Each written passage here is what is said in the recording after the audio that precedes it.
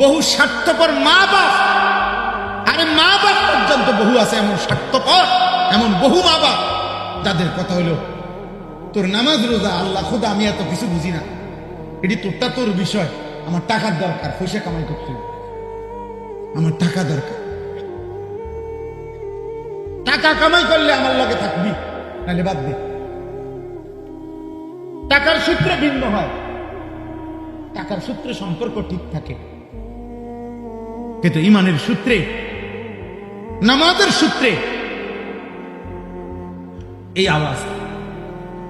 টাকা দেয় নাই 3 মাস, ভিন্ন। তোর বলে তুই খা, যা তুই বাইরে, তুই আমার মুখ দেখবি না, আমি তোর মুখ দেখব। বোঝেন না কথাটা? টেহা দেয় না, মা বাপের খবর রাখে খালাস, টাকার সূত্রে ভিন্ন হয়ে গেছে।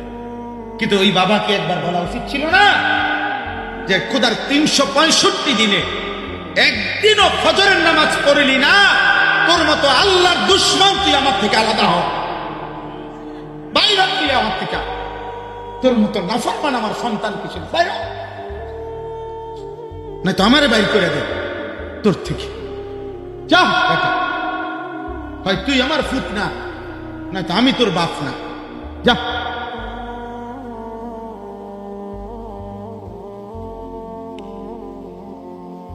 আছে এই বন্ধন, এই ফিকির,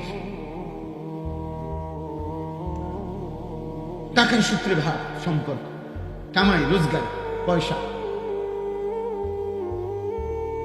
এবছর গত বছর এক প্রবাসী ছেলে আমার এই সৌদি আরব মক্কায় আমারে জড়ায় ধরে বলছিল এই কথাটা, কাইন্দা চিল্লাইয়া কানছে, কাইন্দা আমারে বলতেছে হুজুর আমি আজকে 18 বছর বিদেশ করি, খোদার কসম হুজুর 18 বছরে কাউরে কোনোদিন খুশি করতে পারি না। মানে মানে হুজুর বাড়িতে যারে যা দিছি প্রত্যেকের শেষ কথা হলো এটাই, আমি ইচ্ছা করলে আরো দিতে পারতাম। দিছি 10,000, কতে বিদেশ থাকে ইচ্ছা করলে 20,000 দিতে পারত, দিছি 5,000, তে বিদেশ থাকে ইচ্ছা করলে 10,000 দিতে পারত। তৃপ্ত করতে পারি নাই, মারেও না, বউরেও না, জিরেও না, বাপেরেও না, ভাইয়েরও না, বোনেরও না, কাউরে পারি না, কাউরে তৃপ্তি করতে পারি নাই। সবাই আরো চায়, আরো চায়, আরো চায়। প্রবাসীদের কান্না, প্রবাসীদের কষ্টের জীবন, আমার তো মনে হয় আসমানের নিচে জমিনের উপরে মানুষের মধ্যে সবচেয়ে বেশি কষ্ট যন্ত্রণা মানসিক প্রবাসী। আমি আমার জীবনে গত 10 বছর না, সেই 2015 সাল থেকে আলহামদুলিল্লাহ আল্লাহর দয়া এই হজ উমরায় বছরের পর বছর যাই। এই লম্বা সময় তো এইবারও এই উমরা তো প্রত্যেক বছরই আমি মানে প্রবাসীদের ঘরে রুমে কামরায় যাই, কথাবার্তা বলি, ওদের কষ্টের কথা শুনি। এক প্রবাসী আমারে বলতেছে হুজুর আমগো কোনো দেশ নাই, হে কানতে কানতে কয়। আমি বললাম মানে মানে এই দেশে সৌদি আরব যখন থাকি তখন কয় আজনবী, আর বাইক যখন আই কয় বিদেশি। কতটা আমার দেশ কই,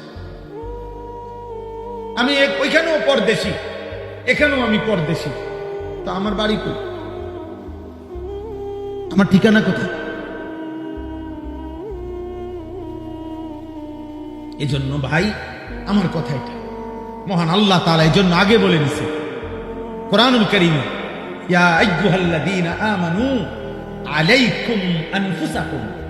এই পৃথিবীর কেউ যদি তোমার খবর নাও নেয়, হে ঈমানদার তুমি নিজেই নিজেকে মজবুত ভাবে আঁকড়িয়ে ধরো, কেউ খেয়াল না করুক, তারপরে একাকী হলেও নিজেরে নষ্ট করে দিও না।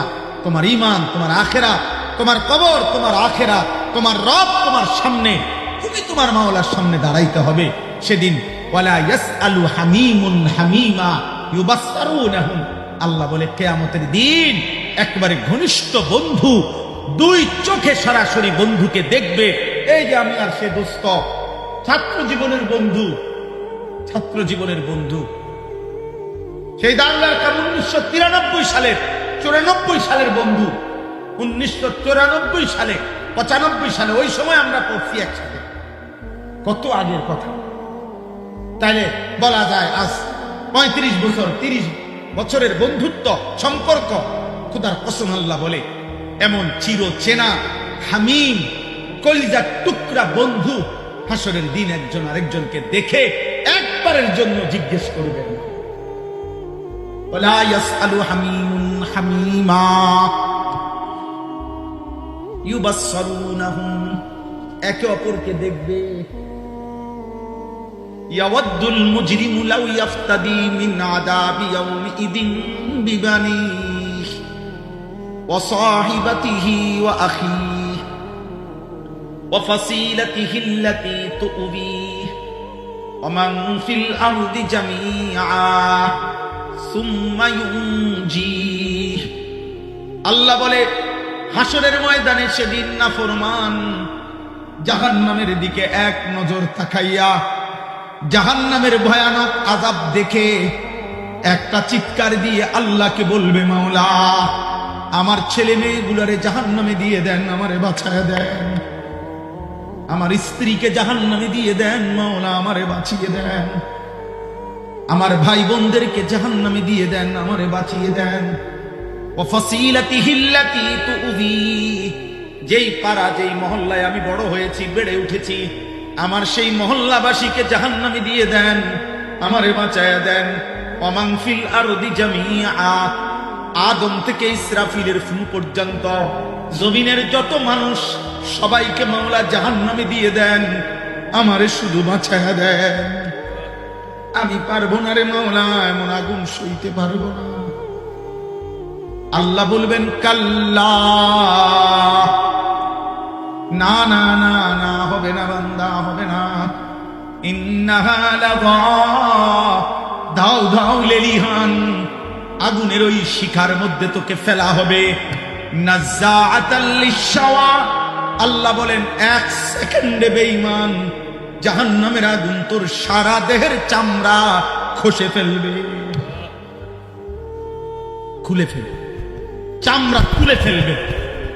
তাদউ মান আদবারা ওয়া তাওয়াল্লা ওয়া জামাআ ফাআওয়া, আল্লাহ বলে প্রত্যেক নাফরমান এদিক সেদিক পলাইতে চাইবে। এর ভয়ে খোদার কসম আল্লাহ বলেন জাহান্নামের আগুন নাফরমানকে আগুন সরাসরি ডাক দিয়া দিয়া ভিতরে ঢুকায় ফেলবে। আগুন আগুন আগুন ডাক দিয়া বলবে, এই নেশাখোর এদিকে, ওদিকে যাস কোন, এই মদখোর বেঈমান এদিকে, এদিকে ভিতরে ঢোক, এই জুয়ারি এদিকে, সারা রাত নর্তকী দেখছি উলঙ্গ ছবি নাফরমান এদিকে, ওদিকে যাস কোন, সুদখোর কিস্তিখোর হারাম করে এদিকে, বেপর্দা বেহায়া নর্তকী এদিকে, ভিতরে ঢোক। তাদের অর্থ আগুন ডাক দিবে, আগুন আগুন ডেকে ডেকে আল্লাহ বলতেছে পাপী নাফরমানদেরকে ভিতরে ঢুকায়। ফেরেশতা লাগবেন, ফেরেশতা লাগবেন। আমি নিজে হাদিসে পড়ছি, আল্লাহ নবী সাল্লাল্লাহু আলাইহি ওয়াসাল্লাম বলেছে ফুলসিরাতের 2 পাশে আগুনের, মানে এটারে কেমনে বুঝানো, আপনারা নোঙ্গর দেখছেন কিনা, মানে অর্থাৎ নৌকা লঞ্চ পাড়ে আসলে যেরকম একটা আংটাওয়ালা ফালায় দেয়, এটা কি কয় নোঙ্গর, বুঝছেন নি কথা? এরকম আংটাওয়ালা, আংটা আংটা লোহার, এই নৌকা যেটার মধ্যে আটকায়, নৌকাটা বেড়ে ফালাইলে এটা আটকে আর কি, লঞ্চ নৌকা, বুঝছেন? এই লোহার আংটা আংটাওয়ালা এইটা, এই হাদিসের মধ্যে আছে কালালিব। ফুলসিরাতের 2 পাশে এরকম আগুনের লোহার এই আংটা লাগানো থাকবে। আল্লাহর কসম, নবীজি বলছে নাফরমানকে ওই আংটাটাই না ছিঁড়া জাহান্নামে ফেলবে।